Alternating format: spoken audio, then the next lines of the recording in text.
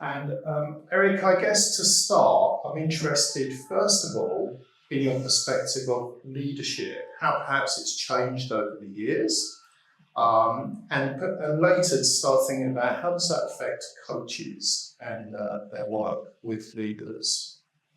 Wow, that's a big question, right? Actually, it's two questions. One about leaders and one about coaches. And even the one about leaders, for me, is a big and interesting question.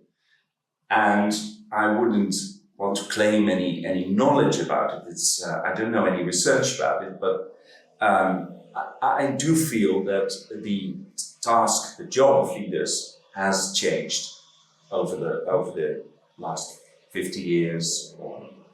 So firstly, we've seen a huge acceleration in production, in strategy, in all sorts of change in the corporate world, but also in public institutions. Mm. So one is change and the speed of change, maybe even the increase in volatility a little bit and uncertainty to do with the change.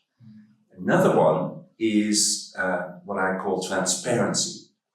So leadership has become much more visible, much more debatable, and what you see is that big decisions, but also, let's say, the modus operandi of leaders that they're followed. They're in the public domain. So you have to argue your decision. You have to.